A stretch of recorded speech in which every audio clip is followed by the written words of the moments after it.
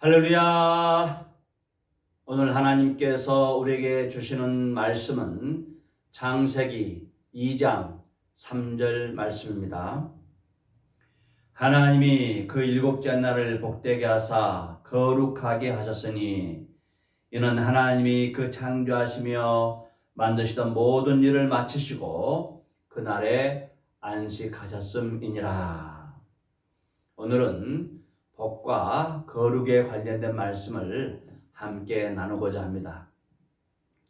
모든 사람들은 복을 좋아하죠. 이 세상 사람들 중에 복을 싫어하는 사람들은 없습니다. 그래서 잠자는 베개, 그 베개에도 복자를 써놓고 밥 먹는 그릇과 또 숟가락과 젓가락에도 복을 써놨습니다. 들어가는 문에도 복을 써놨고 심지어는 열쇠 고리에도 복자가 써있는 것을 들고 다닙니다. 이렇게 사람들은 어디 가든지 복을 좋아해서 복자를 써놓고 또 복을 받기를 원하고 서로 축복하죠. 그렇다면 이 복은 언제 시작했고 누구로부터 복이 시작됐을까요? 성경은 복이 하나님으로부터 시작되었고 하나님이 복의 근원이시고 또 하나님이 천지를 창조할 때부터 복을 명하셨다고 분명히 밝혀주고 있습니다.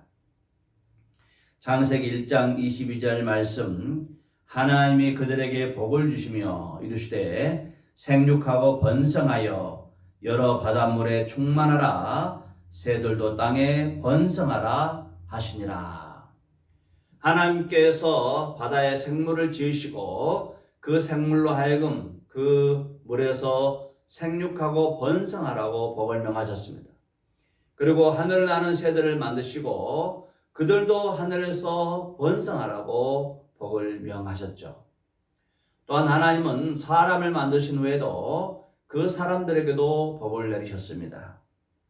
창세기 1장 28절, 하나님이 그들에게 복을 주시며 하나님이 그들에게 이르시되 생육하고 번성하여 땅에 충만하라 땅을 정복하라 바다의 물고기와 하늘의 새와 땅에 움직이는 모든 생물을 다스리라 하시니라.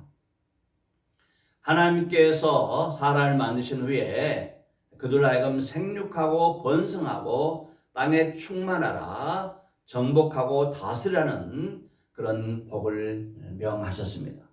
그런 복과 은혜로 이 세상에 있는 모든 피조물들은 씨를 내고 또 생육하고 번성하는 그런 하나님의 복 가운데 살고 있습니다.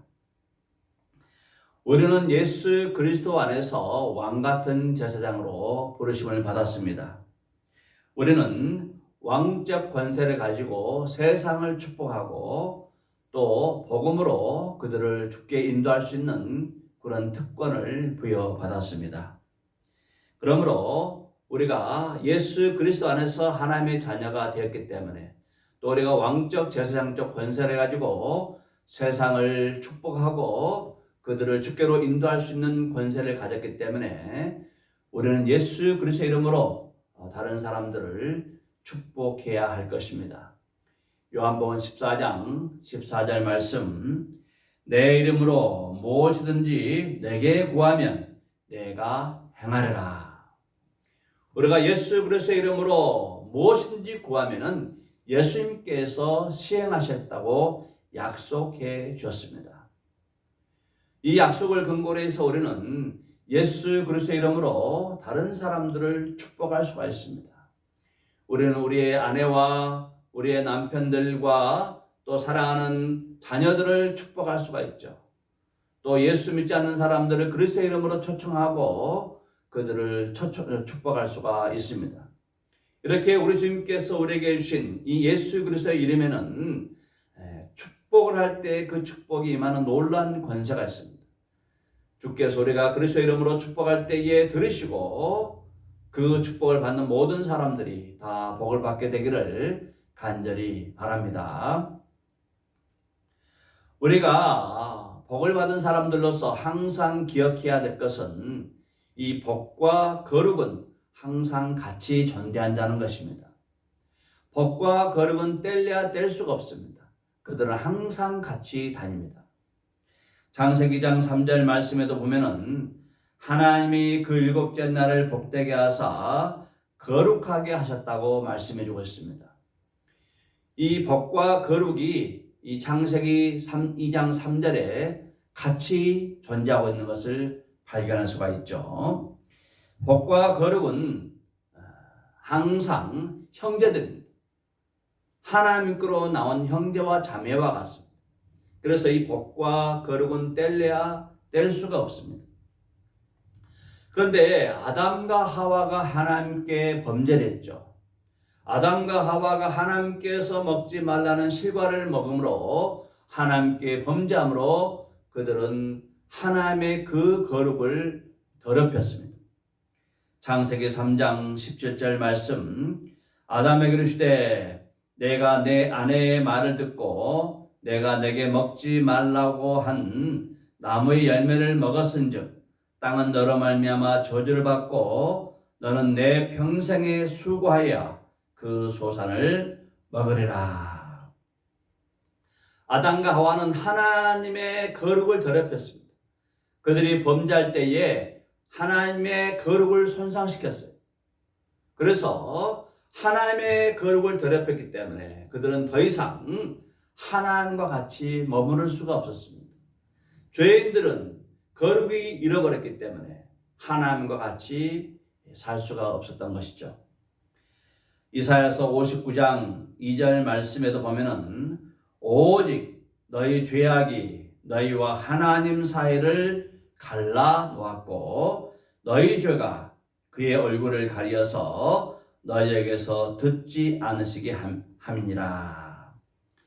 죄악이 하나님과 그 백성 사이를 갈라놓았다는 것입니다. 죄악이 하나님의 얼굴을 갈라놨고 죄악이 하나님께 기도해도 듣지 않게 했다는 것이죠. 이렇게 죄는 하나님의 거룩을 손상시켰기 때문에 더 이상 하나님의 얼굴을 볼 수가 없었고 또 하나님같이 살 수가 없었습니다. 또 하나님께 기도해도 응답이 되지 않습니다. 그래서 이 거룩을 잃어버린 아담과 하와는 에덴 동산을 쫓겨났고 그들은 하나님의 그 안식과 하나님의 복과 또 하나님의 그 영원한 생명을 다 잃어버리게 되었습니다. 거룩이 그만큼 중요하다는 말씀입니다. 그렇다면은 이 손상된 거룩을 회복해야만이 생명을 되찾을 수 있고 복을 되찾을 수 있고 또 안식과 또 하나님과의 그 관계도 회복시킬 수가 있는데 어떻게 해야 우리가 이 거룩을 회복할 수 있을까요? 안타깝게도 죄인들은 하나님의 그 거룩을 회복할 수가 없습니다. 죄인들은 죄로 인하여 이미 죽었기 때문에 더 이상 스스로가 하나님의 거룩을 회복시킬 수가 없다는 말씀이죠. 그렇다면 어떻게 우리가 잃어버린 이 하나님의 거룩을 되찾을 수가 있고 거룩을 회복할 수가 있을까요? 그것은 바로 거룩하신 예수 그리스도, 거룩하신 예수 그리스도의 그 보혈의 피로만 우리가 거룩해 줄 수 있다는 말씀입니다. 히브리서 13장 12절 말씀, 그러므로 예수도 자기 피로써 백성을 거룩하게 하려고 성문 밖에서 고난을 받으셨느니라. 예수님께서 백성들을 거룩하게 하시기 위해서 예루살렘 성문 밖에서 골고다 언덕에서 십자가에서 피와 물을 다 쏟으시고 죽으셨습니다. 누구든지 나를 위해서 예수님께서 십자가 못 박혀 죽으셨다, 나를 위해서 예수님께서 피 흘리고 죽으셨다는 것을 고백하는 사람들은 하나님의 거룩을 회복하게 됩니다. 하나님께서 그 사람을 죄 없다 하시고 그 사람을 의롭게 보십니다. 하나님께서 그를 거룩한 자로 인정해 준다는 말씀입니다. 예수님께서는 우리에게 먼저 복과 생명과 안식을 허락하지 않으셨습니다. 예수님께서는 안식과 복과 또 생명을 우리에게 주시기 전에 주님을 먼저 자신의 피로써 우리의 거룩을 회복시키셨습니다. 왜 주님께서 우리에게 먼저 거룩을 회복시키시기 위해서 자신의 피를 다 흘리셔야만 했을까요? 그것은 거룩이 복과 안식과 영원한 생명의 출발점이기 때문입니다. 거룩이 모든 하나님의 복의 시작이에요. 거룩을 잃어버리면 복과 생명과 또 안식도 잃어버리지만은 거룩이 시작되면 생명을 받게 되고 복을 받게 되고 하나님의 영원한 안식에 들어가는 은혜를 누리게 되는 것입니다. 그래서 우리 주님께서는 가장 먼저 그 고귀하신 하나님의 아들신 분이 십자가를 지시고 그 보혈의 피를 흘려주신 줄로 믿습니다. 우리가 아무리 복을 받아도 거룩이 손상되면은 모든 걸 다 잃게 됩니다. 하나님께서 복을 명하셨지만은 아담과 하와가 복을 잃어버렸듯이 이스라엘 백성들이 하나님께 복을 받아도 그들이 또 복을 다 거룩을 잃었을 때의 복을 잃어버렸듯이 우리가 거룩을 잃게 되면 모든 것을 잃게 된다는 것을 기억해야 합니다. 레위기 18장 28절 말씀, 너희도 더럽히면 그 땅이 너희가 있기 전 주민을 토함같이 너희를 토할까 하노라. 가나안 땅에 있는 7 족속들은 거룩한 삶을 살지 못했습니다. 그들은 정말로 가증한 일을 했습니다. 그들이 거룩함을 잃어버렸기 때문에 결국 그 땅이 그 백성들을 토해냈습니다. 물론 이스라엘 백성들을 통해서 하나님께서 그 땅을 심판하시고 그 땅 백성들을 쫓아내기를 원하셨지만은 그러나 먼저 그들이 하나님께 범죄하고 그들이 거룩을 잃어버렸기 때문에 하나님께서 이스라엘 백성들을 통해서 그 백성들을 멸하시기로 작정한 것이죠. 노아의 홍수도 마찬가지입니다. 노아의 홍수 때 사람들이 하나님께 범죄했어요. 그 땅까지 다 거룩이 손상됐습니다. 그래서 하나님께서는 그 패역한 그 땅까지 다 하나님께서 물로 심판하신 것이죠. 거룩을 잃어버리면 그렇게 무서운 심판과 복과 또 하나님께서 예비하신 그런 생명을 잃게 된다는 말씀이죠. 거룩이 복이라는 말씀. 그래서 바울은 디모데에게 청년의 정욕을 피하고 항상 깨끗한 그릇이 되라고 말씀해 주셨습니다. 디모데후서 2장 21절 말씀, 그러므로 누구든지 이런 것에서 자기를 깨끗하게 하면 귀히 쓰는 그릇이 되어 거룩하고 주인의 쓰심에 합당하며 모든 선한 일에 준비함이 되리라. 바울은 디모데, 아들과 같은 믿음의 아들 디모데에게 너는 청년의 정욕을 피하고 깨끗한 삶을 살도록 노력하라 이렇게 권면했습니다. 아무리 귀한 은과 금으로 만든 그릇이라 할지라도 그 그릇이 지저분하면은 주인이 금으로 만든 그릇이고 은으로 만든 그릇일지라도 사용하지 않습니다. 그 더러운 것이 음식에 같이 묻어나게 되기 때문에 그릇을 사용하지 않죠. 그러나 아무리 나무로 만든 그릇이건 또 질그릇으로 만든 그런 질그릇이거든 깨끗하면은 주인이 그 그릇을 사용합니다. 마찬가지로 우리도 지저분하면은 하나님께서 우리를 사용하지 않습니다. 그러나 그리스도의 피로 정결하게 되고 거룩하게 되면은 하나님께서 그를 귀히 그릇으로 사용하십니다. 그러므로 먼저 복을 받고 또 은혜를 누리기 전에 먼저 거룩하도록 노력해야 한다는 것이죠.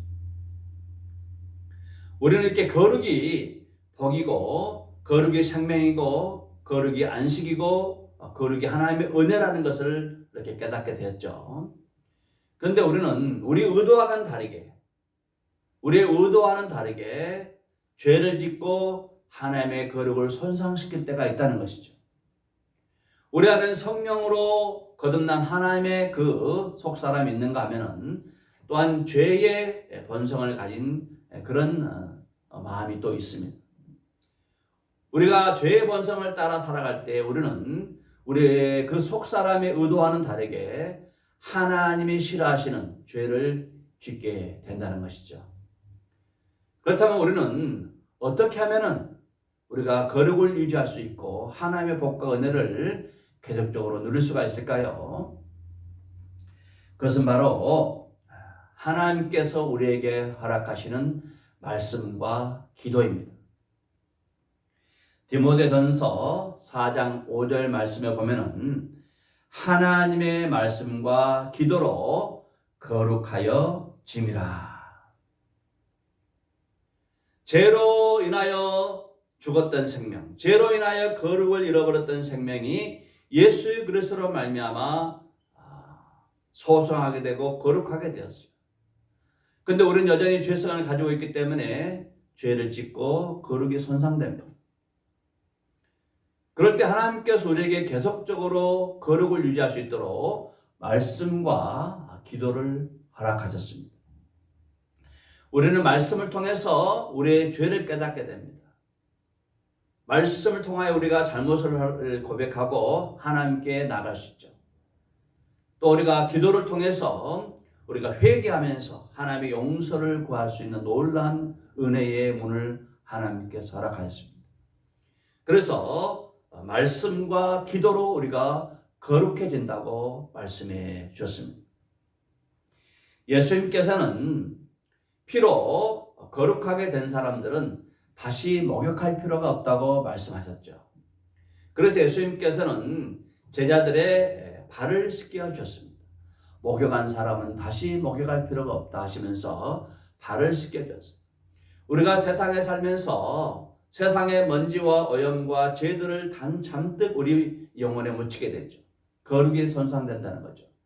그때마다 우리는 하나님의 말씀에 우리를 세워놓고 하나님께서 깨닫게 해주시는 그 회개와 고백을 통해서 거룩해 줄 수 있다는 말씀입니다.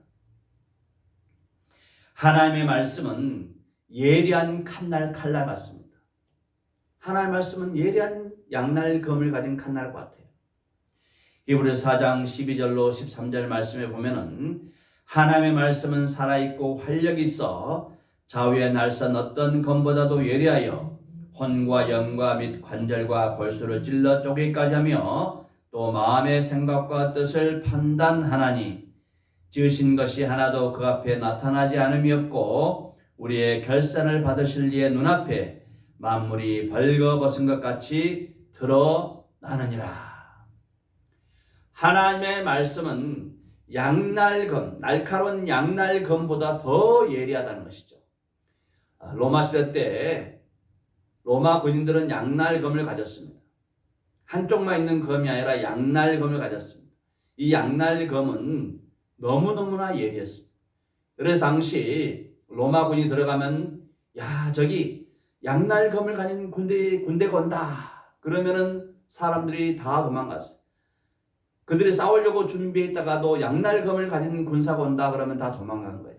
그만큼 이 양날검은 당시에 아주 무섭고 예리하고 날카로웠습니다.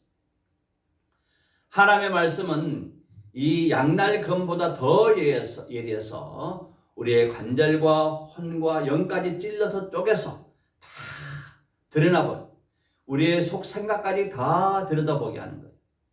요즘에 의학기술이 발달해서 엑스레이, MRI, 캐스캔 이런 거 있지 않습니까? 우리의 속에 있는 겉에는 모르지만 안에 있는 질병들을 다 찾아내지 않습니까?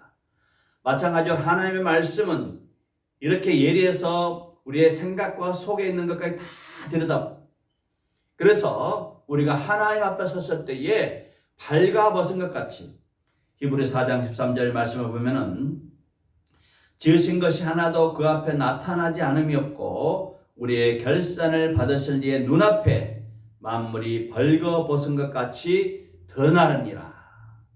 하나님 앞에 모든 것이 다 발가벗겨진다는 것이죠. 우리의 속에 있는 생각까지, 우리가 알지 못하게 지었던 죄까지 하나님 앞에 다 드러나게 됩니다. 숨길 수가 없어요. 하나님 앞에 완전히 벌거숭이가 된다는 말씀이죠. 누가 거룩하신 하나님 앞에 우리를 세울 수가 있겠습니까? 오직 예수 그리스도. 우리를 위하여 십자가에서 피 흘려주신 예수 그리스도의 그 보배로운 피. 그 보배로운 피가 우리의 양심까지 깨끗하게 했습니다. 그리고 우리가 세상에 살면서 오염되고 거룩이 손상될 때에 말씀과 기도로 우리를 거룩하게 하십니다.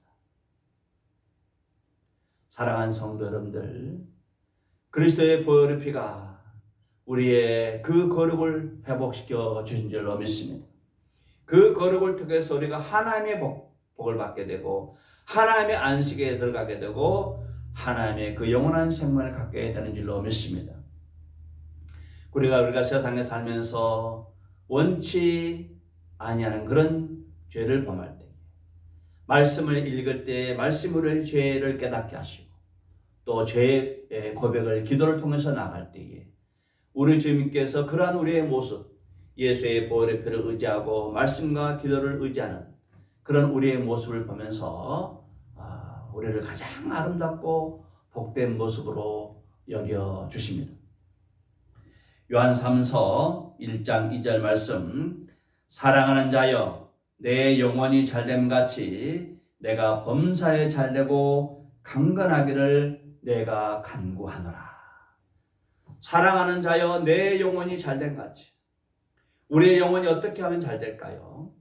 우리의 영혼은 예수 그리스도의 보혈로 정결하게 되고 또 말씀과 기도로 우리의 영혼이 정말 잘된 상태, 말씀과 기도로 우리의 영혼이 정말 깨끗하고 거룩하게 된 상태, 이것이 바로 하나님 보시기에 참 좋았다. 하나님께서 천지를 창조하시고 난 다음에 참 좋았다라고 하셨던 것처럼 우리가 그 보혈의 피로 옷을 입게 되고 말씀과 기도로 하나님 앞에 살아갈 때 하나님께서는 우리의 모습을 참 좋았더라. 내 영혼이 잘되는 같이 우리가 말씀과 기도와 보혈의 피로 정결하게 된 상태가 영혼이 잘된 상태라는 거죠. 영혼이 하나님 보시기에 가장 아름다운 상태가 된다는 것이죠. 그럴 때 하나님께서 영혼이 잘된 같이 범사가 잘되고 형통한 복을 주실 줄로 믿습니다. 그러므로 사랑하는 성도님들, 우리에겐 정말 복이 중요하죠. 번성이 중요하고 잘 사는 것도 중요하고 건강하는 것도 중요하죠. 그러나 그보다 더 중요한 것은 거룩입니다. 항상 예수의 피를 의지하시기 바랍니다. 항상 말씀을 가까이 하시기 바랍니다.